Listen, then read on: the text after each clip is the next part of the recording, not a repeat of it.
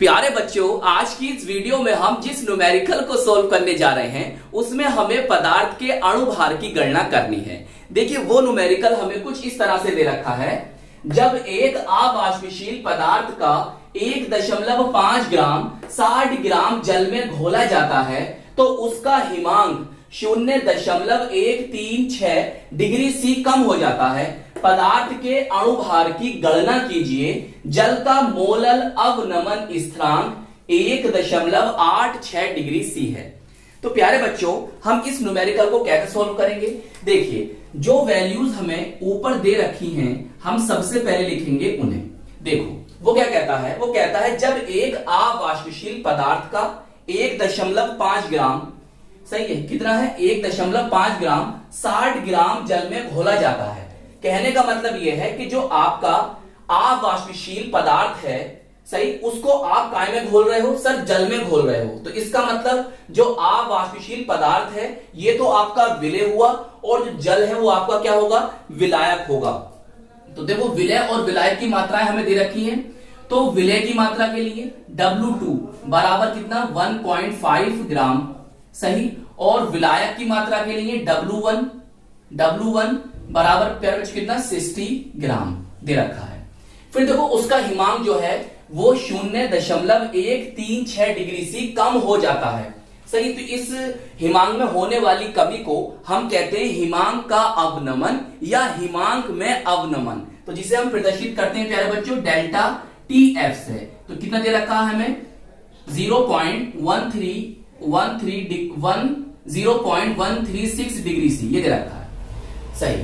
और हमें जल का मोलल अवनमन स्थिरांक बोले तो KF हमें दे रखा है, कितना है? 1.86 डिग्री सी। और हमें क्या करना है? पदार्थ के अणुभार, पदार्थ कौन है? ये आपका विलेय है। और विलेय बोले तो M2 का अणुभार है। M2 बोले तो विलेय का अणुभार हमें ज्ञात करना है, सही। अब प्यारे बच्चों, ये सब वैल्यूज आपके पास हैं। इन वैल्यूज को देखने के बाद हमें पता चल जाता है कि हम यहां पर जो सूत्र लगाएंगे, जो फॉर्मूला यूज करेंगे वो होगा हमारा डेल्टा TF बराबर 1000 इंटू KF इंटू विलेय का भार बटे विलेय का अणुभार और प्यारे बच्चों विलायक का भार, सही। ये हमारा फॉर्मूला बना। इस तरह से ब्लैक पेन से लिखना और बॉक्स में बंद कर देना। लेकिन प्यारे बच्चों, हमें यहां से इसको कैलकुलेट करना है तो हम इसको इधर ले आएंगे और ये इधर आ जाएगा, सही। मतलब ये बन जाएगा आप हमारा M2 is equal to 1000 KF into, और यहां पर बटे में क्या आ जाएगा? M2 नहीं आएगा प्यारे बच्चों, M2 तो हम इधर ले आए हैं, ये आ जाएगा TF डेल्टा TF और यहां पर W1। अब देखिए सब वैल्यूज हमें पता है, बस इसके अंदर आपको मान रखना है।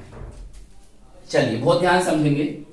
देखो यहां पर आ गया आपका 1000, यहां पर वैल्यू दे रखी है 1.86 और विलेय का भार आपको दे रखा है 1.5 और इसकी वैल्यू दे रखी है आपको 0.136 और प्यारे बच्चों W1 हमें दे रखा है 60, सही। देखो ये वैल्यू भी डिग्री सी में थी, ये वैल्यू डिग्री सी में थी, तो इसलिए हमने इसे केल्विन में चेंज नहीं करा। अब देखो कैसे करेंगे सोल्व। प्यारे बच्चों, बस इन न्यूमेरिकल्स में कैलकुलेशन ही समझ लो, ना तो बहुत आसान होते हैं ये, सही है। और कैलकुलेशन आपसे आनी चाहिए। अब मेरी बात जरा ध्यान समझेंगे। प्यारे बच्चों, अगर इस पॉइंट को हटाना चाहता हूं और इस पॉइंट को हटाना चाहता हूं तो मुझे क्या करना होगा? ऐसे करके 1000 करना होगा। बात समझ रहे हो भाई? मैंने ये पॉइंट हटाया और ये पॉइंट हटाया तो नीचे कितना हो जाएगा? 1000 हो जाएगा और इस 1000 से ये कट जाएगा।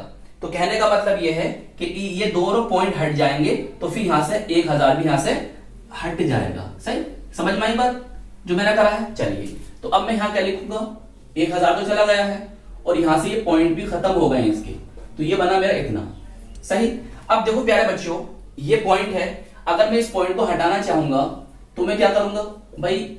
इस डेसिमल पॉइंट दशमलव के इधर कितने नंबर हैं, 1 2 3, तो ऊपर क्या क्या हो जाएंगे, 1 लगाकर 3 0 लगा दोगे, ये तो जानते ही हम। और नीचे क्या प्यारे बच्चों, हमारा 60 है। सही, अब बताओ, देखो सब मान मैंने सही रख दिए हैं, समझ में आया इतना। आगे चले, देखिए हम क्या कर सकते हैं प्यारे बच्चों, यहां से देखिए 15 चौक कितना होता है, 60 होता है, और 4 से अगर भाग दूं तो कितनी बार जाएगा, देखो ये जाएगा 4 दूनी 8, 2 बचे 4 पंजे 20, ये 250 हो गया ऊपर। तो प्यारे बच्चों अगर आप चाहो तो इसे 2 से काट लो, और सही है, आना तो दशमलव में ही एंड में, या ऐसा करो 2 से थोड़ा काट लो, आप इतना खुद करना घर बैठकर, 2 से थोड़ा इसे काट लो यहां से, सही है, या फिर ऐसा करो कि इन दोनों ही गुणा कर दो, फिर 136 से भाग कर दो, ऐसा भी कर सकते हो। तो कुल मिलाकर ये काम आप खुद करना घर बैठकर।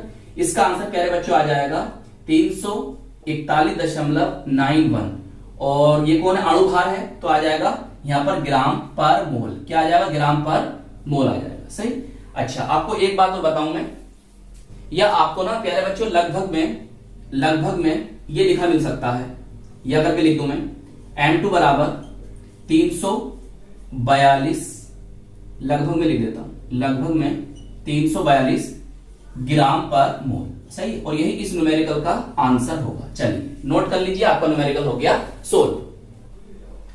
तो आई होप ये न्यूमेरिकल आपको अच्छी तरह से समझ में आ गया होगा।